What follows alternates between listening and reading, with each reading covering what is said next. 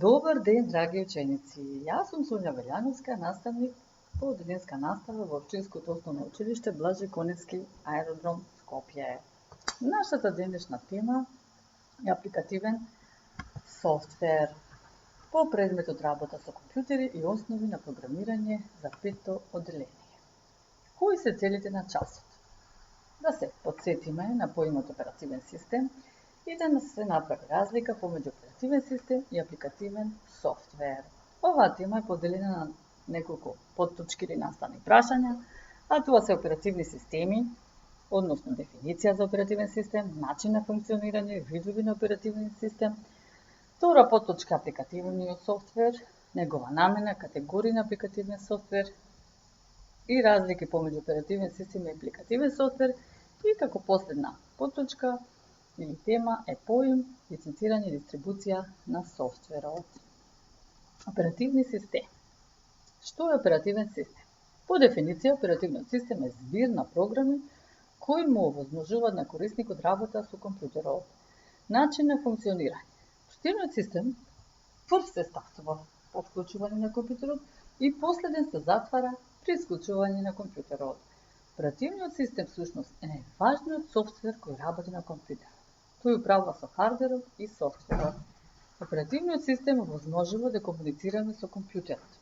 Без оперативен систем, компјутерот е нефункционален. Видови на оперативни системи. Најголем број од светската популација го користат Windows оперативниот систем, односно 82,74%. Потоа следи Mac-от, кој го користат 13,23% од скопниот број компјутери во светот, и Linux-от, кој го користат 1,57% од скопниот број компјутери во светот. Овде важно е да се напомене дека постојат и други оперативни системи, не само овие, меѓутоа нивната употреба е значително помала и затоа не се спомнати. Графички приказни елементи.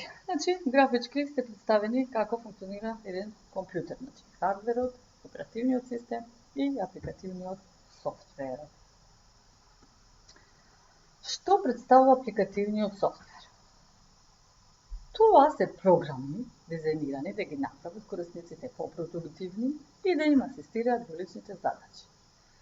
Вообичаено апликативни софтвери се дизајнираат за конкретен оперативен систем, но постои апликативен софтвер кој е наменет за повеќе оперативни системи. Например, апликативните софтвери нам добро познати во Excel, PowerPoint се наменети за работа со Windows оперативен систем. Апликативен софтвер Toolkit е наменет за работа со Linux оперативен систем. И апликативните софтвери Mozilla Firefox, Google Chrome, OpenOffice, Skype се наменети за работа со повеќе оперативни системи. Овде ќе спомниме неколку категории на апликативен софтвер. Тоа се бизнис софтвер, графички мултимедијален софтвер, софтвер за домашна, лична и едукативна употреба, софтвер за комуникации, апликативен софтвер на веб, популарни кориснички програми, помош и алатки за поддршка за апликативниот софтвер. Сите овие подолу ќе ги разработиме поединечно. Што е бизнис софтвер? Тоа е апликативен софтвер кој им помага на луѓето да бидат поефикасни во работата. Во двете табели може да се видат компании кои дизајнираат апликативни софтвери со одредени апликативни софтвери. Бизнис софтвер имаме Excel. Тој е апликативен софтвер наменет за изработка на табели. Намената е корисниците да може да креираат или манипулираат со табеларни приказни, да прават пресметки и така натаму. Овде е важно да се напомене дека колоните се означени со букви, а редовите со бројки. Ćelија е пресек на еден ред и една колона. Excel апликативен софтвер е наменет за изработка на табеларни прикази, но представени графички. Овозможува табелата да се представи во графичка форма или одредени податоци. Апликативен софтвер наменет за водење на книговодство. Имаме графички мултимедијални софтвери кои што се наменети за цртање, обработка на слика и дизајнирање. Апликативен софтвер наменет за обработка на слика, има и такви. апликативни програми кои што им овозможуваат на корисниците да креираат и модифицираат графички слики и апликативен софтвер наменет за обработка на видео материјали. Апликативни софтвер за домашна, лична и едукативна употреба имаат широк спектар и во суштина им помага на корисниците во извршување на секојдневните обврски. Софтвер за комуникација. Апликативниот софтвер за комуникација им овозможува на корисниците и компаниите брза размена на податоци на големи растојанија. Постојат повеќе категории. Тоа се имајли, веб пребарувачи, чат-румс, видеоконференции и така натаму. Апликативни софтвери на веб. Што е веб апликација? Да спомниме дека тоа е некој веб-сайт како мапи и насоки. Некои веб апликации ги чуваат вашите податоци и информации на нивниот сајт, а некои се слободни. Сега, што е разликата помеѓу оперативниот систем и апликативниот софтвер?